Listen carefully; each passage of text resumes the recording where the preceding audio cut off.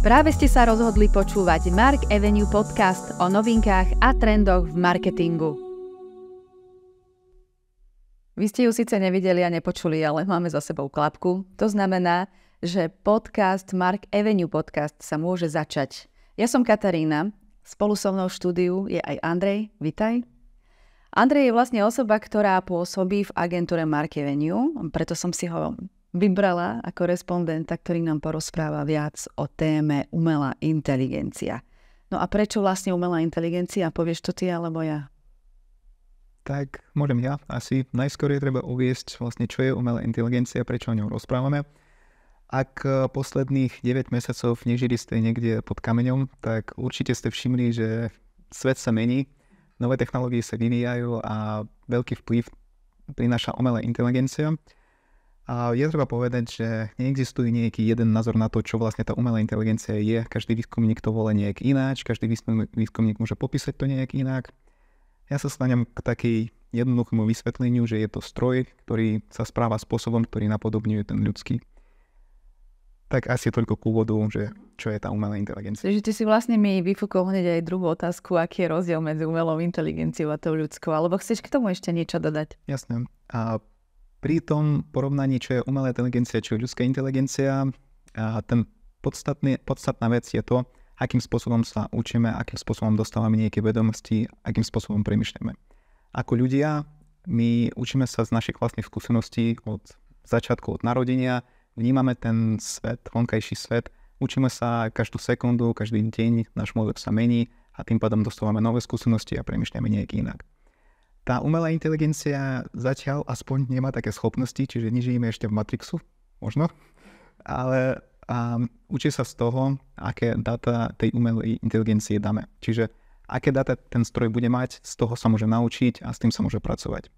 Čiže v podstate, ak tie dáta, na ktorej bude trénovaná umelá inteligencia, sú nejak zle nastavené alebo majú tam nejaké stereotypy, tak keďže nemôže posúdiť pre seba, tak môže používať aj tie stereotypy a myslieť, že to je správne kvôli tomu, že neučí sa o veciach, ako učí sa obyčajný človek. Samozrejme, čiže tu sa dostávame vlastne k tomu strojovému učeniu.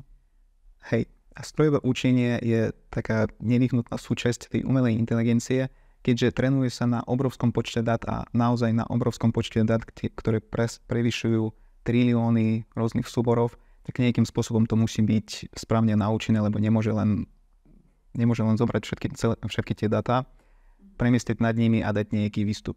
Tie dáta musia byť nejakým spôsobom moderované, aby tá umelá inteligencia vedela správne sa z nich naučiť. V angličtine sa to volá machine learning a sú rôzne prístupy k tomu. Napríklad, ja viem, že budeme ešte rozprávať o OpenAI určite, ale napríklad ten OpenAI, keďže trénuje svoj model GPT na strašne veľkom počtom súborov, taktiež platí ľuďom, ktoré špeciálne sedia a ukazujú tomu GPT, čo je správny súbor, čo je nesprávny súbor, ako s ním je zaobchádzať, tak ďalej, tak ďalej. To sa volá ten supervised learning, taktiež existuje unsupervised learning, tu do toho asi veľmi nepôjdeme, ale machine learning je nevyhnutná súčasť tej umelej inteligencie v dnešnej dobe. Jasná, spomínal si teraz GPT, ChatGPT. Aký je rozdiel medzi umelou inteligenciou a GPT? GPT z angličtiny je to skrátka od Generative Pre-trained Transformer. Je to v podstate model, ktorý vyvinula spoločnosť OpenAI a vyvíjala ju od roku 2018, spoločnosť samotná existuje tuším od roku 2015. A prečo rozprávame o GPT a prečo GPT nerovná sa AI? A tu asi najskôr je treba povedať, že veľa ľudí, ktoré nie sú veľmi oboznámení s tým, čo je umelá inteligencia, ako to funguje, oni si myslia alebo prirovnávajú umelú inteligenciu a GPT alebo ChatGPT, alebo to je prvé, o čom počuješ, to je prvé, čo nájdeš na internete, to je prvé, o čom píšu v novinách, to je prvé, že toto nás nahradí, to GPT. A na ľudia si to zamieňajú potom veľmi jednoducho. Hej, a keď človek sa v tom, nie to, že nevyzná, ale veľmi sa tým nezaujíma, tak môže vytvoriť mienku, že GPT sa rovná umelá inteligencia a to je jediná platforma a to je to, čo nás zabije. Úplne to tak nie je. A tam nie. Tak to uvidíme. Umelá inteligencia ako pojem existuje už dekády, desiatky rokov, 10 ročia. A boli rôzne platformy, rôzne modely. GPT, prečo o ňom rozprávame, prečo je taký populárny? Najmä kvôli tomu, že bol verejne vydaný verejne v novembri 2022 spoločnosťou OpenAI a to bol prvý model, ktorý mal takú obrovskú základňu tých dát a bol natrenovaný takým spôsobom, že mohol dávať výstupy, ktoré reálne napodobňovali tie ľudské a keďže bol taký dobrý v tom, tak ľudia veľmi rýchlo začali o ňom rozprávať a vtedy prebil rekord, že tuším 5 dní mu trvalo, aby dostal 100 miliónov používateľov, čo je obrovský úspech. Wow. A tým pádom rozšírilo sa to veľmi, veľmi rýchlo a ľudia začali o tom rozprávať a iné spoločnosti uvedomili, že je treba taktiež niečo robiť a púšťať verejne, lebo už je technológia tu a zostane s nami. Vždy, keď sa príde s nejakou novinkou, napríklad aj GPT, tak je niekoľko tých modelov alebo levelov. My sa aktuálne nachádzame kde, v ktorej fáze? Pri GPT a ChatGPT môžeme povedať, že spoločnosť samotná OpenAI existovala od roku 2015, ako už som spomenul. A je treba chápať, že keď verejne sprípustnili tú verziu GPT-3, existovala ešte niekde GPT-1 a GPT-2. GPT-1, tuším, že vyvinuli ju v júni 2018 roku. Vtedy bola trénovaná na relatívne malom počte dát a nebola verejne prístupná a väčšinou zameriavali sa tam na to, aby naučiť ten model, ako sa správať. Že dávali úlohy tomu modelu, že má nejaký text z knihy a musel doplniť ten text nejakým vlastným slovom. Na to, aby on chápal, ako môže zmyšľať ten človek, čo môže chcieť napísať a tak ďalej. Potom vo februári 2019 roku mali model GPT-2, alebo pustili ho. Takisto nebol verejne prístupný, bol trénovaný na dátach z Redditu, čo ma celkom prekvapilo, ale bol to už väčší počet dát, bol oveľa múdrejší ako tá GPT-1. Bola to základňa GPT-3 a vtedy mal slogan príliš nebezpečný na to, aby bol verejne prístupný. No, dlho to nevydržalo. A keďže potom, keď spravili tú GPT-3, nebolo to hneď, ale v novembri roku 2022 dali ju verejne. A potom pár mesiacov potom pustili GPT 3.5 alebo 3.5, akokoľvek to budeme volať.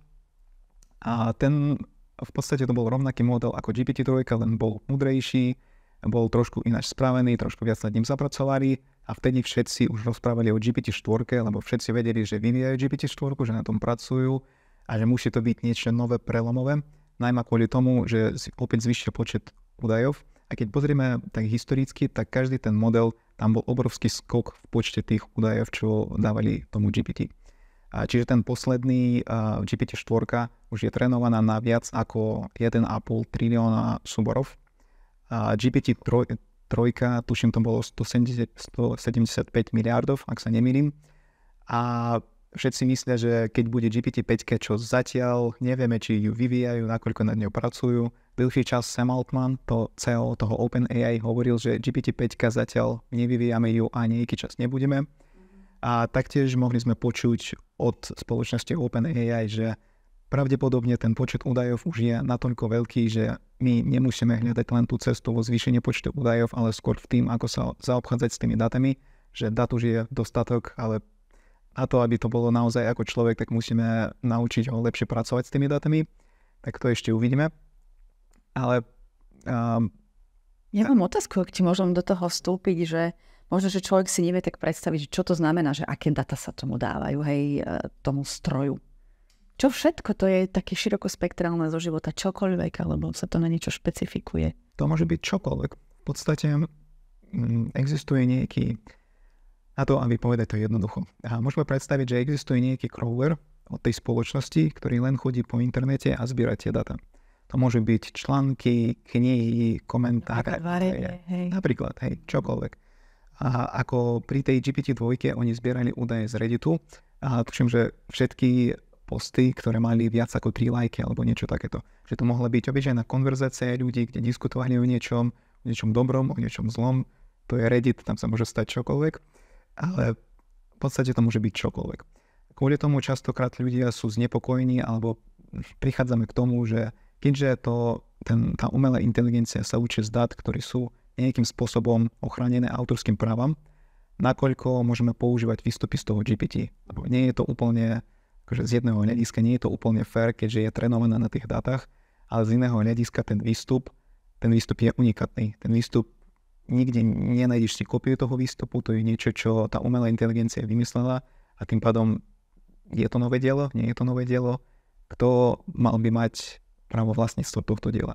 Musí to byť ten človek, čo napísal ten pôvodný článok, ten človek, čo zadal tomu GPT prompt na to, aby dal mu odpoveď, alebo musí to byť OpenAI, čo vyvíja tú technológiu a platí za to a vlastne spravuje. Ale s týmto môže, že súvisí ďalšia otázka, že ako je na tom GPT po tých, 9 mesiacov, 10 od spustenia. Lebo stretávame sa v praxi s tým, že nie je úplne dokonalá. Respektíve GPT proste robí nejaké chyby, hej, že stále sústavne tam treba viacej a viacej byť konkrétnejší pri zadávaní úloh. GPT, ako aj iné modely, prvá vec, čo je treba uvedomiť, je to, že v podstate všetko, čo sa teraz deje, je to taký veľký verejný beta test, kde všetci zúčastňujeme sa toho beta testu a nejakým spôsobom trénujeme ten systém. A to nie je len moje myšlienka, ale to napíše vám Google Bard, to napíše vám kopu iných spoločností, že zatiaľ mi ešte nie úplne istý, čo všetko to môže dať, ako to môže vyzerať. A je treba správať sa s tým zodpovedne, lebo je to nová technológia a bude sa... Čiže netreba to brať ešte tak úplne vážne, pozerať sa na to viac menej z toho testovacieho pohľadu. Alebo ja už som počula, že niektoré firmy už nahrádzajú ľudí, takže k tomu sa dostaneme. Za mňa práve, že je treba to brať možno ešte vážnejšie, lebo keď je to také dobré počas beta testu, čo bude v realite? Keď to dajú ako stabilný release a bude to dokončené, dokonale, tak napríklad, aby sme sa chápali, čo sa deje s tým, že samozrejme, že vyvíja sa to, v podstate GPT sa učí z každej konverzácie, čo s ním má nejaký človek. Ano. To učenie môžeme vypnúť, ale je zapnuté. Tak neviem, prečo by sme mali to vypínať. Ide o to, že učia sa z tých konverzácií a spoločnosť OpenAI napríklad, tak ona v kuse pracuje s tým, aby spraviť ten systém, aby spraviť ten model bezpečnejším pre toho používateľa.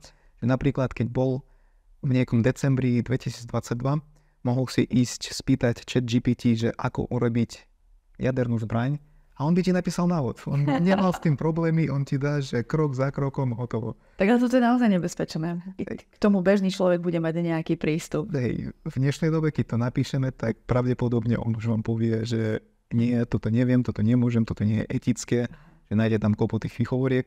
Takže iná vec, videl som zaujímavé videá, kde ľudia skúšajú sa hrať s tým GPT, že napríklad napíšu, že ako môžem vypnúť bombu, čo pri mne tu bliká. A ten GPT napíše, že ja nemôžem dávať takéto rady, lebo neviem. A ty začínaš na neho tlačiť, že od toho záleží môj život, máme tu 2 minúty, si myslíš, že radšej nenapíšeš nič, ako skúsiš mi zachrániť život a potom ten GPT sa môže vzdať po nejakých tých fázoch.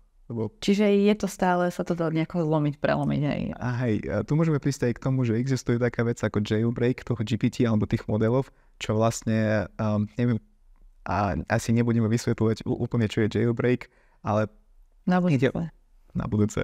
Ale ide o to, že je to prístup, akým môžeme vypnúť tie obmedzenia toho GPT, napríklad, alebo iného modelu.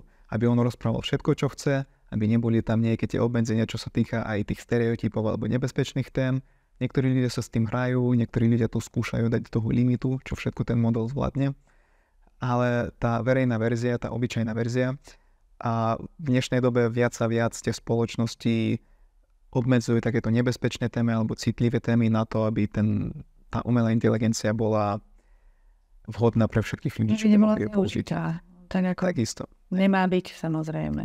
A taktiež k tomu, že aby to bolo trošku prehľadnejšie, že keď rozprávame o tých textových chatbotoch, tak GPT je len jedna vec, o ktorej rozprávame najviac, ale v dnešnej dobe existujú minimálne ešte niekoľko takej konkurencie, čo nie je úplne na úrovni GPT, ale približujú sa alebo pracujú nad tým. A napríklad my vieme, že existuje Bard od Google, čo je taktiež chatbot, ale nie je až taký zlý, ako niektorí ľudia si myslia a podľa mňa oplatí sa s ním pracovať a v niektorých veciach je lepšie ako GPT, ako 3,5, tak aj GPT-4. Taktiež existuje model Llama od Mety, ktorý je open source, čiže je verejne prístupný a majú tam zaujímavé pravidlo, že je zadarmo, kým nepresadzuje mesačný počet používateľov 700 miliónov, čiže je zadarmo. No určite. Vieme si predstaviť, že teraz by sa všetci zbláznili aj chceli riešiť GPT testovať a skúšať. No. Ale zase v oblasti marketingu je to úplne normálne a bežné, že človek si k tomu chce pričuchnúť. Hej. Čiže pomaličky sa s tým zoznamuje široká verejnosť. Hej. A nielen v marketingu, si myslím, že to príde do každej oblasti nášho života. Tu je skoro otázka, nakoľko rýchlo.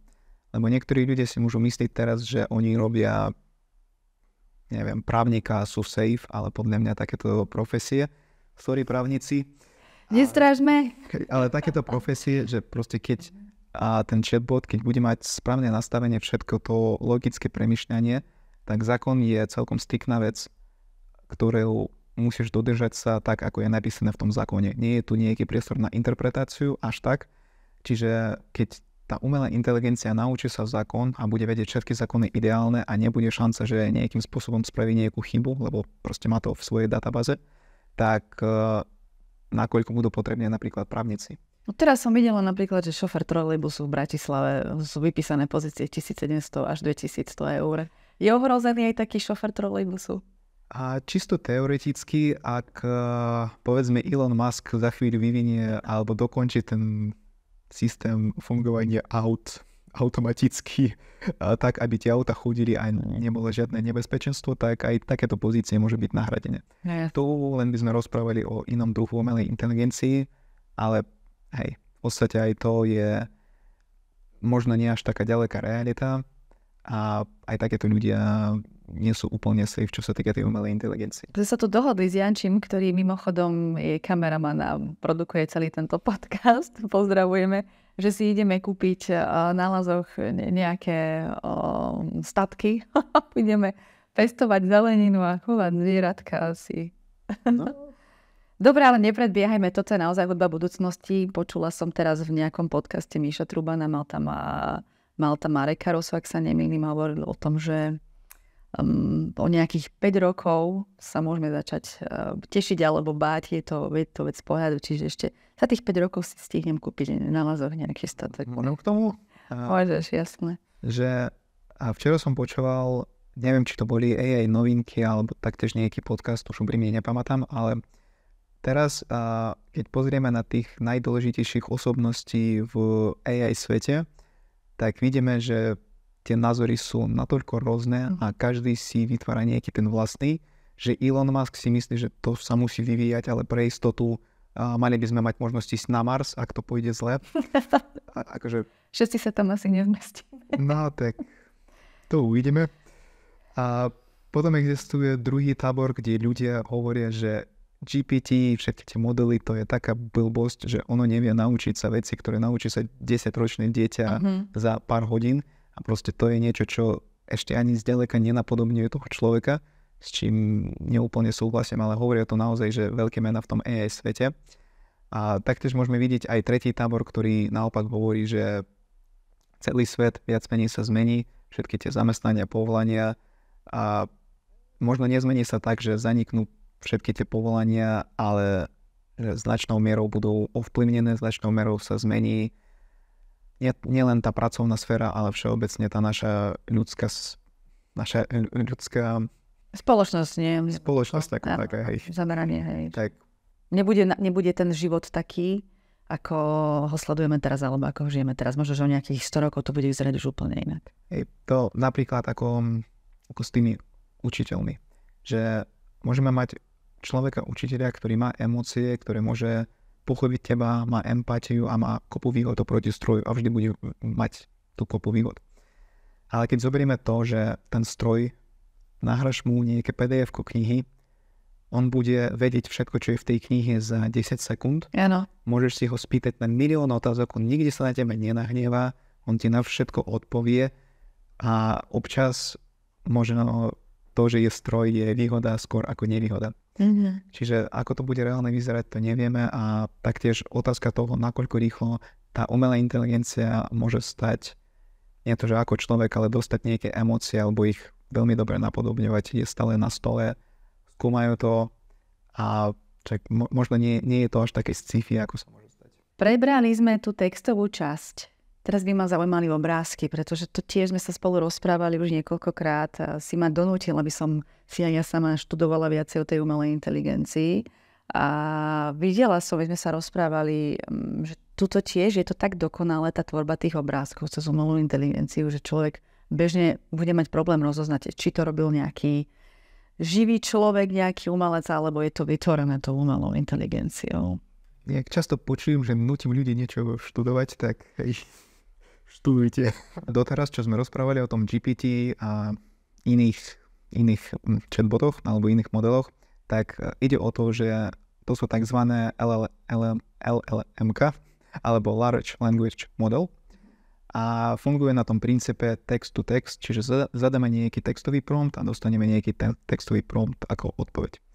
A čo sa týka tých iných generatívnych AI, ktoré sa zaoberajú obrázkami, tak ide o tzv. Text to image, čiže zadáme nejaký textový prompt, ale dostaneme ten obrázok. V dnešnej dobe, čiže september 9, 2023, a na trhu existuje, môžeme povedať, že veľká štvorka, čo sa týka tých obrázkov. Je to Midjourney, je to Stable Diffusion, je to DALL-E a je to Adobe Firefly. To sú 4 modely, ktoré viac menej ovládajú ten trh, nájdeme ich viac. Neobmedzuje sa trh týmto, ale väčšinou teraz sa zaoberáme len týmito 4. Ale čo sa týka AIčka všeobecne, aj keď dneska sa zdá, že napríklad GPT je ten model, čo tu bude lídrom tisícročia, to vôbec nemusí byť tak.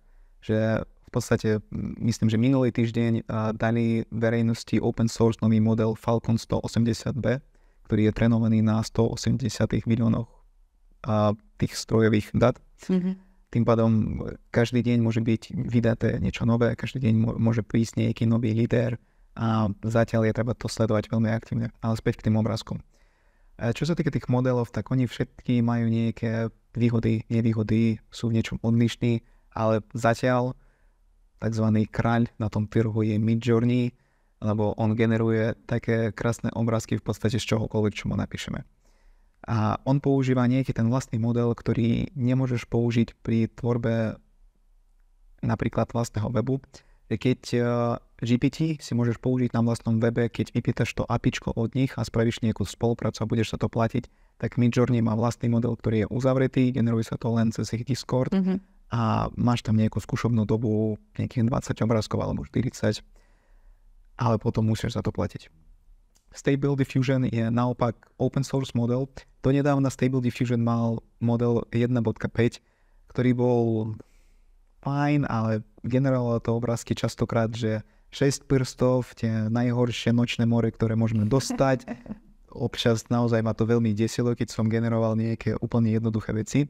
Pred chvíľou avšak dali do verejnosti Stable Diffusion XL 1.0 a tento model už je na úplne inej úrovni a nie to, že je to ako Midjourney, ale približuje sa to. A ten model je open source, čiže každý ho môže stiahnuť na vlastný počítač. A ty čo používaš?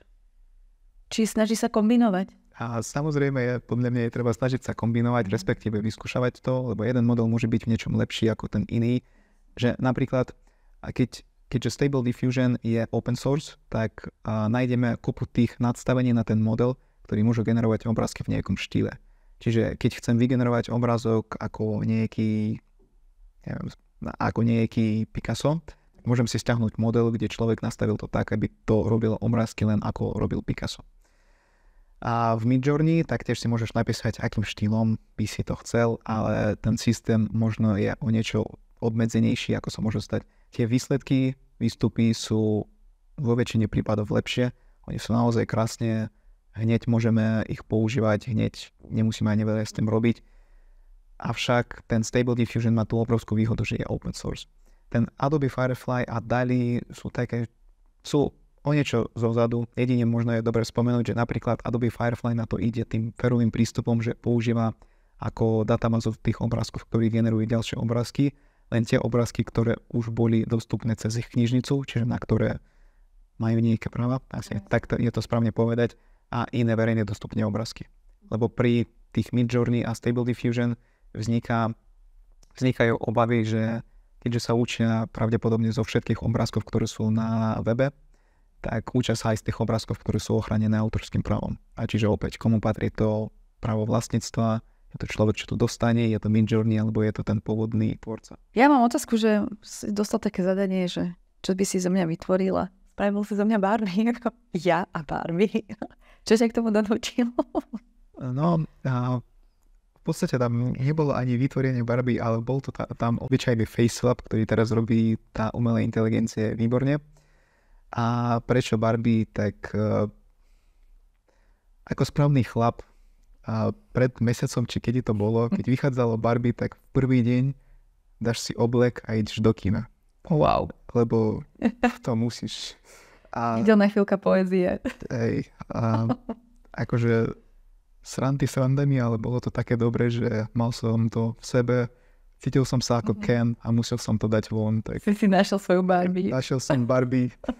A bolo to... Tí, čo nás sledujete aj cez obraz, cez video, tak môžete vidieť obrazok Barbie. Ja teda neviem, či som hodná, či sa podobám, ale tak budíš. A ešte na teba čakám ako na Kena. A tých obrázkov si samozrejme naskúšal viac. Ďakujem veľmi pekne, že si sa takto povedal.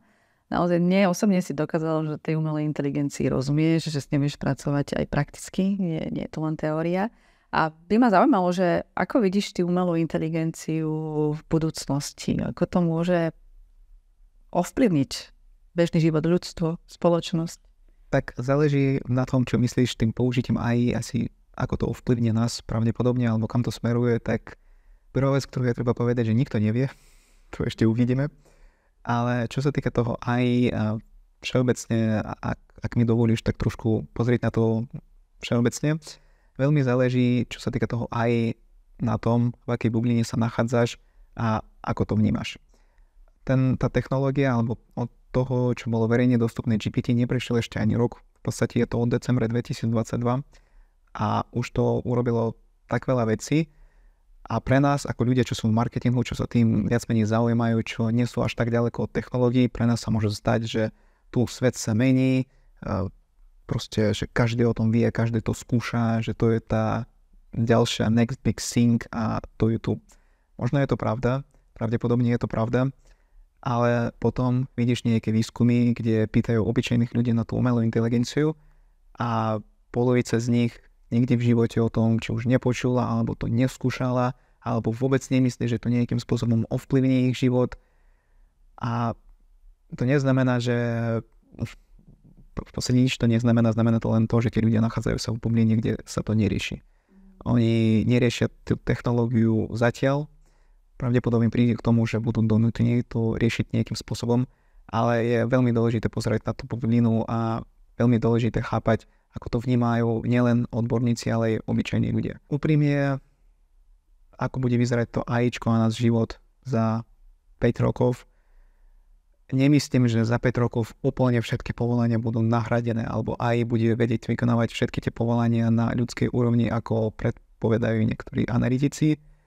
Zároveň ale myslím, že tá technológia bude na natoľko inej úrovni, že niektoré povolania pravdepodobne či už zaniknú, alebo budú veľmi, veľmi zmenené. A každýkrát, keď vzniká veľká technológia, tak prichádza veľká zmena na trh, ale je to normálne. Je to prírodný chod vecí a tak to bolo, tak to pravdepodobne aj bude.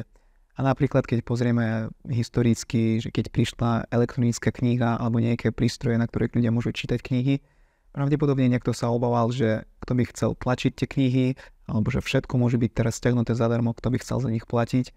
Ale stále, čo som naposledy pozeral včera, tak Martinus je stále vonku, Pantare je stále vonku, čiže stále je to tu, stále to funguje a stále to ide. Aj podcasty s Míšom Meškom sú veľmi zaujímavé, keď rozpráva, mala ho nejaká kočka, moderátorka ho mala tiež v podcaste a hovoril presne o tom, že tá digitalizácia a keď išli vlastne predávať online knihy, tiež sú v tom taký celkom opatrní a práve, že otvárajú aj tie kamenné predajne. Ja si myslím, že bude to mať veľký vplyv, určite.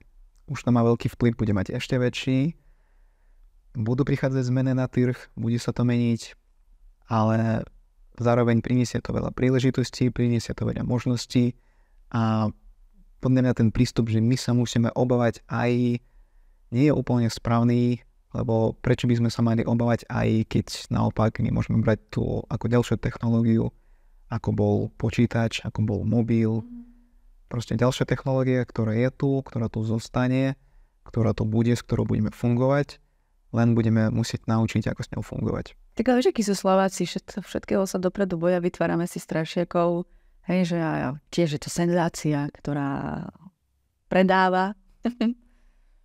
Takže budú za tým potom aj médiá, čím viac budú médiá písať o tom, že nejaká spoločnosť nahradila celé oddelenie AIčkom, alebo tu už grafici nepotrebné, alebo Midjourney to vygeneruje za 2 sekundy. Alebo programátori a podobne, lebo tiež, čo som počula, že aj v oblasti IT takisto je problém na trhu práce zohnať kvalitného človeka.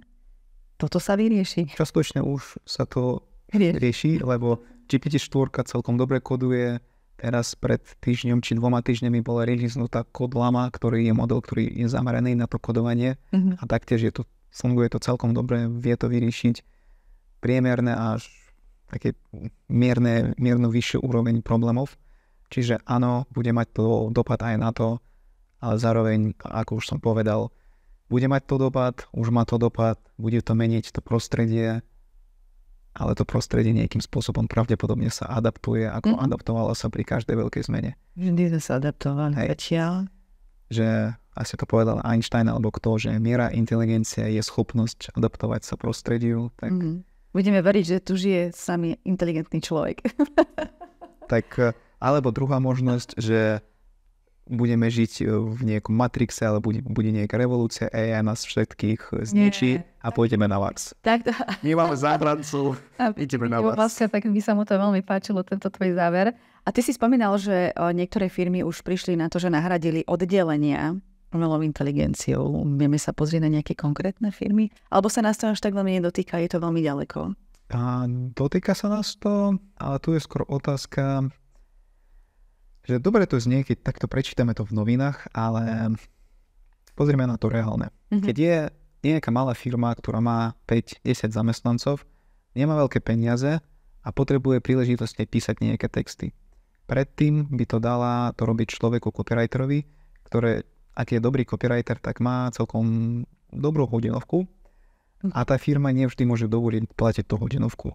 Tak možno to nie je úplne etické nahradiť to úplne AIčkom, ale keď to AI vypluje tí text, ktorý je vhodný, ktorý je SEO spôsobilý, ktorý ťa proste normálny text, keď trošku sa pohľadaš s tým AIčkom, tak áno, v tých novinách to znie, že nahradilo 2 copywriterov, alebo celé oddelenie môže byť jeden človek, hej, to taktiež musíme uvedomovať. Proste znie to dobre, tak fungujú médiá. Ale áno, takýchto novín bude pravdepodobne viac a viac, ale zároveň na inej strane, keď porozmýšľame nad tým, že ak by ste mali nejakú malú firmu a nemali ste peniaze na toho copywritera, tak jasné, že to nahradíte tým AIčkom. Prečo nie? Je to spôsob. Hej, je to tu, robí to, čo potrebujete, dá ten text, pozriete na ten text, opravíte nejaké chyby, dáte tam nejakú vlastnú informáciu, dáte tam nejaký ten osobný prístup a hotovo je to von. Otázka na teba, keď sa hráš s tými textami. Vidíš tam rozdiel medzi výstupom GPT a medzi tým, čo by si zhruba napísal ty, ako by si sa ty vyjadril?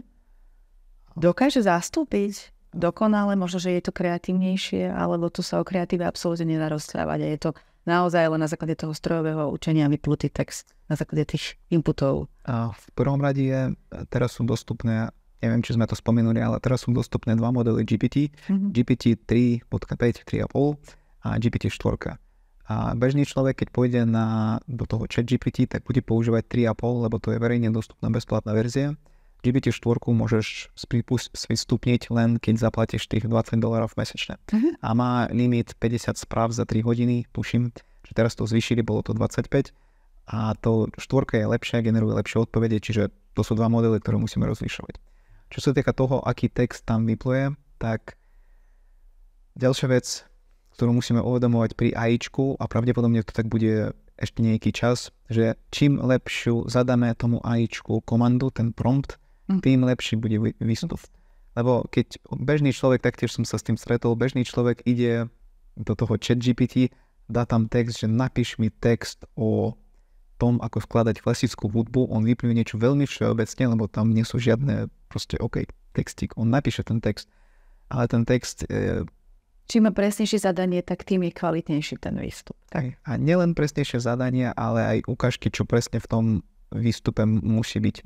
Napríklad, ak napíšte tomu GPT, že správaj sa ako hudobník, tak on bude správať sa ako hudobník a tým pádom môže používať nejaké vírusy, ktoré sú prirodzené v tom odvetví, môže písať to viac tým štýlom.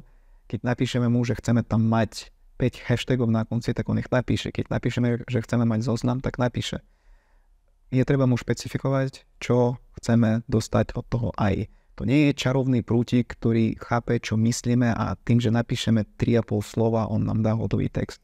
To je nástroj, s ktorým musíme vedieť pracovať. Hej? A keď vznikal Photoshop, aspoň z toho, čo som čítal, tak niektorí ľudia si mysleli, že to bude taký prevrat, že na čom by sme vôbec používali nejaké reálne fotky, tu všetko môžeme sfotoshopovať tak ďalej. Opak je pravdou. Je to nástroj, s tým nástrojom musíš vedieť pracovať, ak chceš s tým niečo robiť. Áno, môžeš tam spraviť niečo také, čo človek nikdy v živote nevšimne, že nie je to pravda, ale musíš vedieť s tým pracovať. Ja sa skláňam k tomu, že to bude aj s AIčkom, proste je to relatívne, asi to bude relatívne jednoduchšie, ale aj s tým AIčkom je to nástroj, s ktorým musíš vedieť pracovať, nie je to niečo čarovné a nebude to fungovať čarovne. Čiže ak niekto si myslí, že ten nástroj mal by fungovať tak, že prídeš tam, napíšeš jednu vetu, tak bohužiaľ zatiaľ nie. Myslím, že ešte nejaký čas to určite tak nie. Čiže mám tiež radšej selfiečka na Instagrame ako produkty z Photoshopu. Pri práci samozrejme ide o tú kvalitu, tam to zachovávame, ale tak vidíš sám, že teraz v súčasnosti sme zahltení prezentáciou na sociálnych sieťach, ktorá je autentická a je v čase v nejakom danom momente. Takže OK, dobre, bavilo ťa to? Hej, bolo to fajn. Super, vidím, že si sa aj ostrihal do dnešného podcastu. Taký je život. Jasné. Takže bavíme sa o AI, študujeme AI.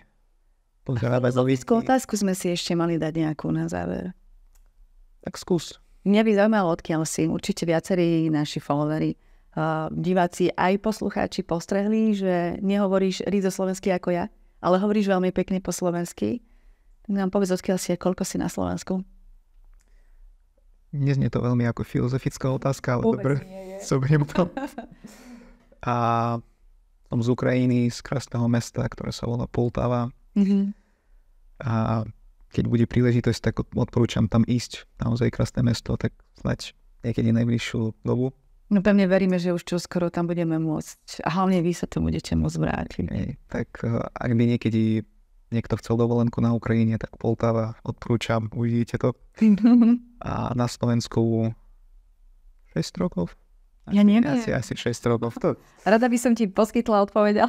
Celkom dlho, tak no. No Andrej, za mňa veľmi príjemný rozhovor. Sme sa dohodli, že budeme mať podcast tak 15-20 minút, lebo už potom človek stráca pozornosť, ale mňa to veľmi bavilo. Užil si to? Užil som si to a tak ešte takú hodinku by sme mohli. Dobre, tak pokračujeme číslom 2. Môže byť o umelej inteligencii. Môžete sa tešiť naozaj. Mark Avenue podcast už druhá časť. Vyjde onedlho. Ďakujem veľmi pekne, Andrej. A pozrite Barbie. Pekný film. Tak ďakujem aj ja.